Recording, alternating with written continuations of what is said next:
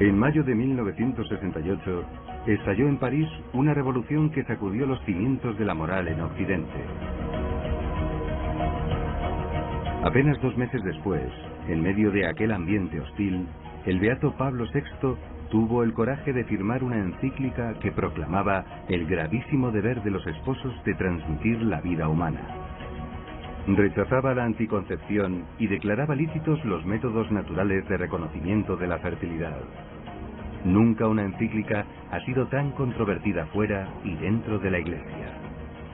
En los Estados Unidos, entre la gente, entre intelectuales y especialmente entre algunos profesores e incluso sacerdotes y diócesis, no fue bien recibida. La verdad estaba siendo cuestionada. La autoridad estaba siendo desafiada. Se esperaba cambiarlo todo. Demasiados sacerdotes, aun siendo fieles, tenían miedo de hablar de ella. Y eso hizo un muy flaco servicio a los creyentes. Pienso que el Papa quedó entristecido, incluso escandalizado por la reacción negativa de tanta gente, especialmente curas y teólogos. Esto es algo chocante. Uno lee lo que dice del amor conyugal y es maravilloso. Ha de ser fiel, ha de ser permanente, ha de ser donación mutua. ¿Cómo puede una persona discrepar de esto? La encíclica Humane Vitae respondía a un imperativo moral.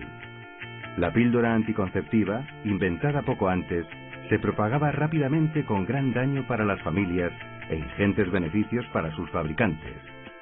Se presionaba al Papa para aprobarla. Decían que no había otra alternativa.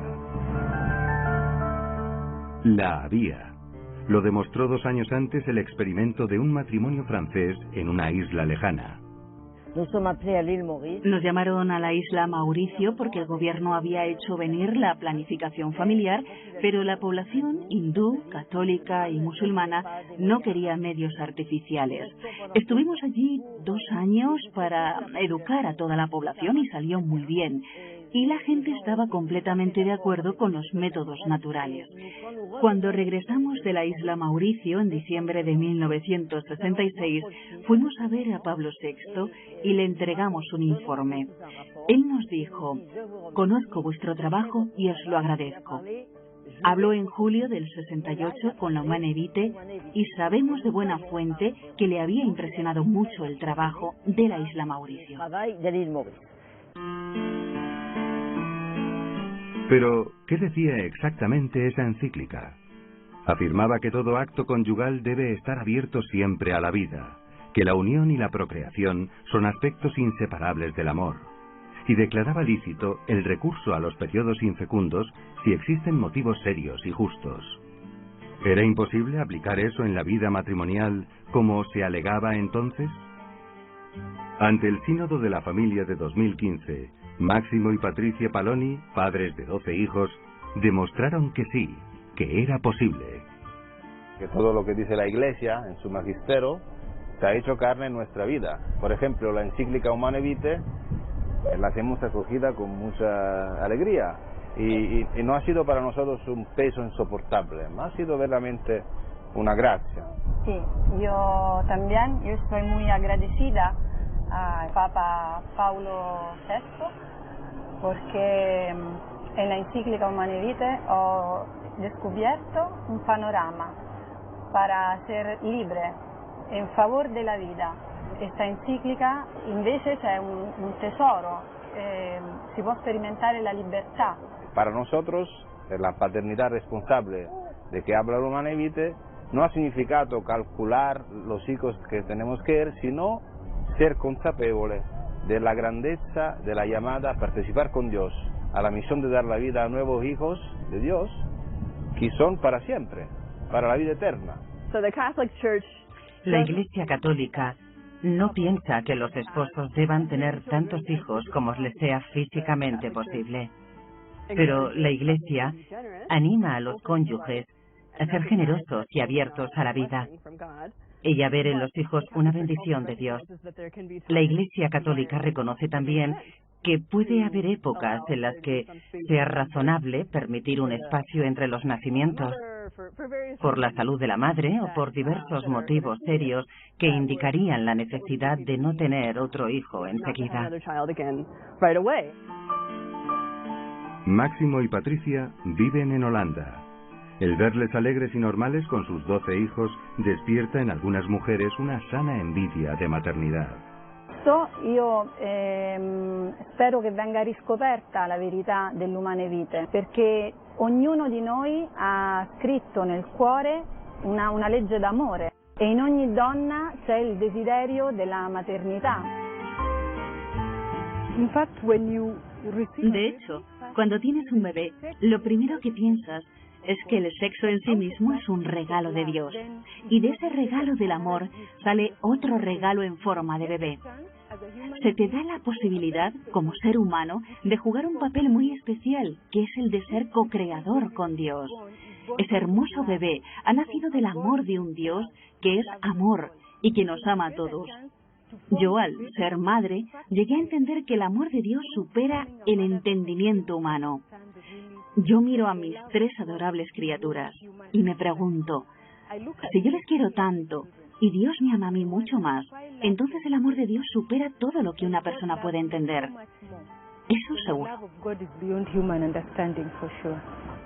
A veces se dice que la doctrina de la Iglesia es exigente, y de hecho es cierto, porque la Iglesia quiere darnos la posibilidad de ir más arriba, de progresar en la vida. Para la Humane Vitae no ha sido el problema bajar el nivel del cristianesimo, ma hacer subir la fe.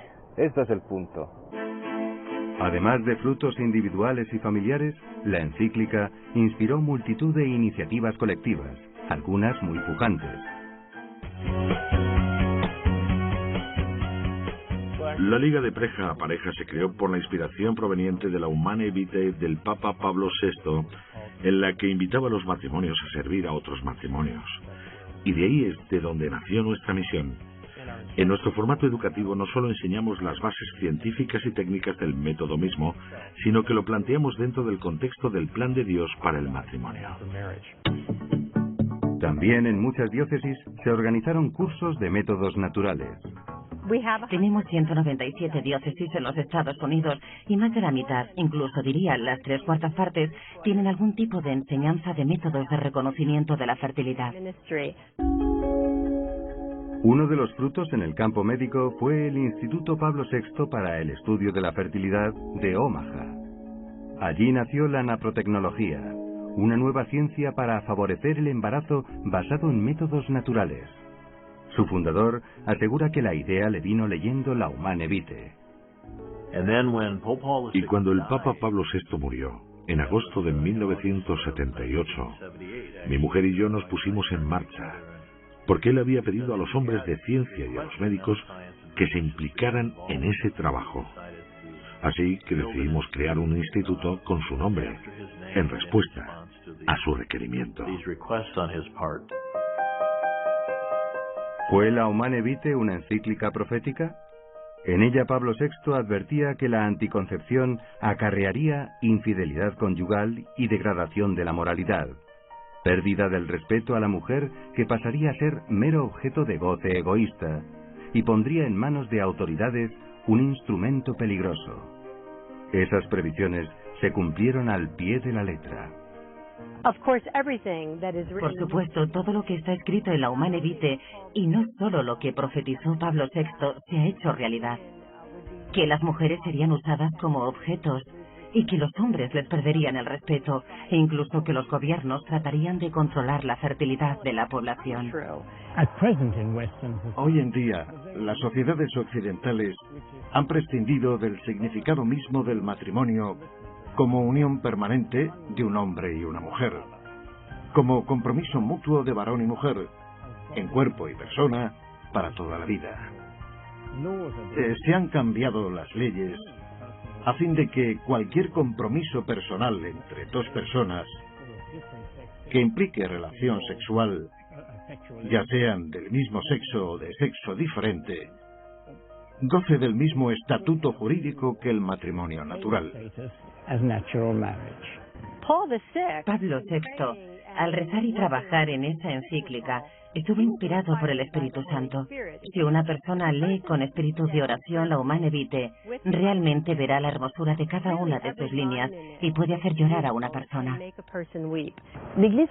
La Iglesia propone no recurrir a los métodos contraceptivos, por una parte para respetar la creación y no impedir el nacimiento de una vida, pero también para respetar íntegramente el cuerpo de la mujer, que es quien lleva el embarazo, y a la vez el del hombre, que gracias a estos métodos aprende a conocer el cuerpo de su esposa y respetar su ciclo natural. Así pues, el mensaje de la Iglesia es coherente. Propone vivir en unión mutua entre esposo y esposa en el matrimonio de modo indisoluble. Eso es esencial. Y aunque vaya un poco contracorriente, estoy persuadida de que ese mensaje puede ser escuchado por las jóvenes generaciones.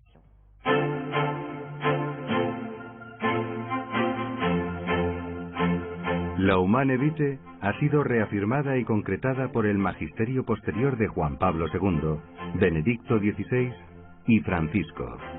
Especial desarrollo ha alcanzado la teología del cuerpo de San Juan Pablo II. Para mí el punto principal de la teología del cuerpo es que el ser humano no es un mero órgano sexual, sino que el sexo existe en el cuerpo y del mismo modo que el cuerpo entero es para la gloria de Dios, usado en su debido contexto dentro del matrimonio, el sexo realmente puede unir más espiritualmente a los cónyuges y convertirse en una experiencia de alegría de cielo a lo largo de su matrimonio, inspirar el uno al otro a ir al cielo. La unión en el matrimonio está ciertamente muy dentro del corazón de Dios. El mismo Jesús, cuando pensó en comparar su relación con la Iglesia, no encontró nada mejor que la del esposo con su esposa. No es algo que queda solo en el hogar, sino que se esparce por todas partes, a otras vocaciones, quizás al sacerdocio o a la vida religiosa. Y ciertamente, una buena familia se traducirá en una buena Iglesia, en una buena sociedad y un mundo bueno para todos nosotros. El magisterio sobre la paternidad ha llevado a muchos no católicos a la fe. Unos son famosos como Kimberly Hahn, esposa del escritor Scott Hahn, atraída a la conversión por la doctrina papal sobre la natalidad. Pero otras muchas historias pasaron ocultas al gran público. Me he encontrado gente que me ha contado sus historias de conversión.